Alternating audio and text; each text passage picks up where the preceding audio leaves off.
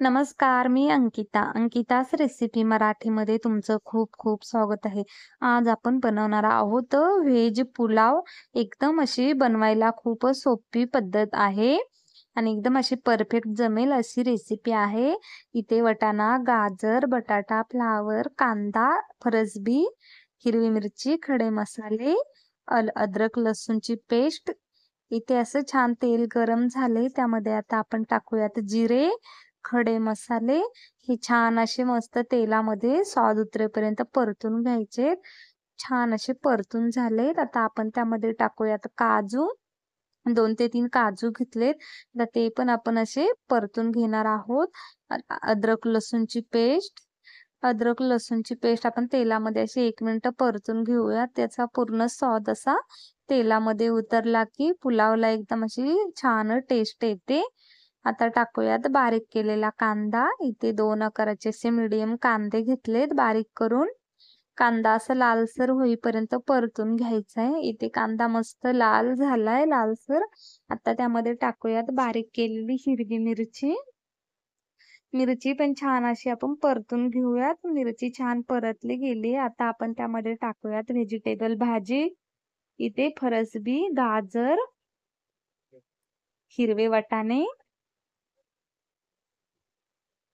बटाटा, एक बटाटा बारीक करून घेतलाय, फ्लावर.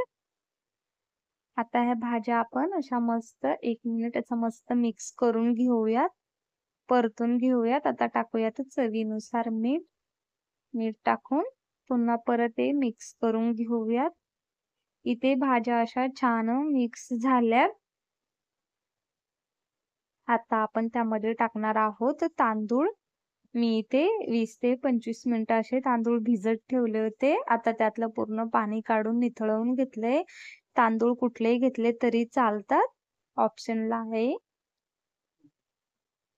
आता आपण हे सर्व असं मिक्स करून घेऊया. सर्व भाज्या आणि तांदूळ मिक्स करून घ्यायचे. तर असं एकजीव पूर्ण इथे छान असं मिक्स करून झाले. आता आपण त्यामध्ये टाकणार आहोत पाणी.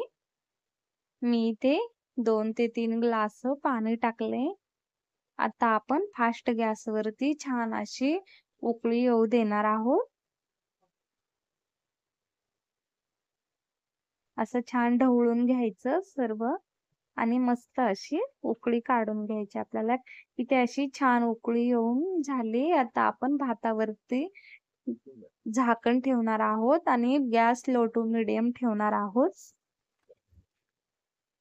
एकदम असं इथे बघू शकता आपला भात असा छान पैकी पुलाव असा छान पैकी शिजलाय. आता आपण त्यावरती टाकणार आहोत साजूक तूप.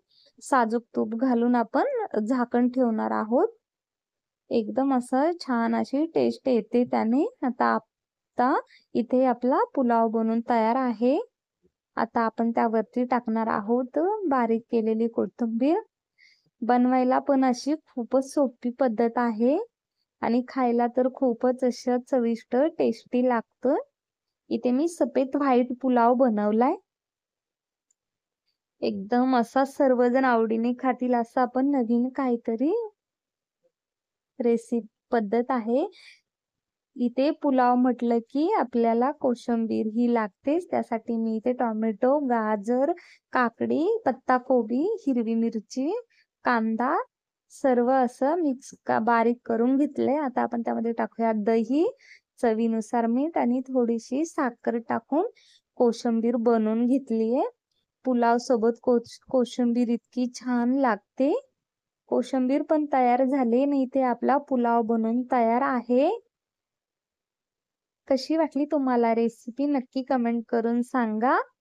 आणि सर्वात महत्त्वाची गोष्ट म्हणजे खात राहा आणि मस्त राहा आणि चॅनलला सबस्क्राईब करा. धन्यवाद.